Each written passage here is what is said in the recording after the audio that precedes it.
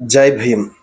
Walk ಸ್ವಾತಂತ್ರ್ಯವನ್ನು ಹತ್ತಿಕ್ಕುವ ರಾಜಕೀಯ ದುರುದ್ದೇಶದಿಂದ ತರಲಾಗಿರುವ ಕರಾಳ ಮಸೂದೆಯನ್ನು ರಾಷ್ಟ್ರದ ಭ್ರಷ್ಟ ಕಾಂಗ್ರೆಸ್ ಸರ್ಕಾರ ಹಿಂಪಡೆಯುವವರೆಗೂ ನಮ್ಮ ಹೋರಾಟ ನಿಲ್ಲುವುದಿಲ್ಲವೆಂದು ವಿರೋಧ ಪಕ್ಷದ ಮುಖ್ಯ ಸಚೇತಕ ಹಾಗೂ ಸ್ಥಳೀಯ ಶಾಸಕ ದೊಡ್ಡನಗೌಡ ಎಚ್ ಪಾಟೀಲ್ ಅವರು ಈ ಸಂದರ್ಭದಲ್ಲಿ ಅಭಿಪ್ರಾಯ ವ್ಯಕ್ತಪಡಿಸಿದರು. ಕಾಂಗ್ರೆಸ್ ಸರ್ಕಾರ ಜಾರಿಗೆ ತರಲು ಉದ್ದೇಶಿಸಿರುವ ಕರ್ನಾಟಕ ದ್ವೇಷ ಭಾಷಣ ಮತ್ತು ದ್ವೇಷ ಅಪರಾಧಗಳ ಪ್ರತಿಬಂಧಕ ವಿಧೇಯಕ 2025 ವಿರುದ್ಧ ಇಂದು ಕುಷ್ಟಗಿಯಲ್ಲಿ ಪಕ್ಷದ ಕಾರ್ಯಕರ್ತರೊಂದಿಗೆ ಪ್ರತಿಭಟನಾ ಮೆರವಣಿಗೆ ನಡೆಸಿ ಮಾತನಾಡಿದ ಅವರು, ರಾಜ್ಯದ ಘನತೆ ವೆತ್ತ ರಾಜ್ಯಪಾಲರು ಈ ಕರಾಳ ಮಸೂದೆಗೆ ಅಂಗೀಕಾರ ನೀಡದಂತೆ ಮಾನ್ಯ ತಹಶೀಲ್ದಾರ್ ಅವರ ಮೂಲಕ ಮನವಿ ಸಲ್ಲಿಸಿದರು. ಇದೇ ಸಂದರ್ಭದಲ್ಲಿ ಮಂಡಲದ ಬಿಜೆಪಿ ಅಧ್ಯಕ್ಷರಾದ ಮಹಾಂತೇಶ್ ಬಾದಾಮಿ, ಜಿಲ್ಲಾ ಬಿಜೆಪಿ ಉಪಾಧ್ಯಕ್ಷರಾದ ಕೆ ಮಹೇಶ್, ವಕೀಲರ ಸಂಘದ ಅಧ್ಯಕ್ಷರಾದ HR ನಾಯಕ್, ಯುವ ಮೋರ್ಚಾ ಅಧ್ಯಕ್ಷ ಉಮೇಶ್ ಯಾದವ್, ಮಹಿಳಾ ಮೋರ್ಚಾ ಜಿಲ್ಲಾ ಪ್ರಧಾನ ಕಾರ್ಯದರ್ಶಿ ಶ್ರೀಮತಿ ಶೈಲಜಾ ಬಾಗಲಿ,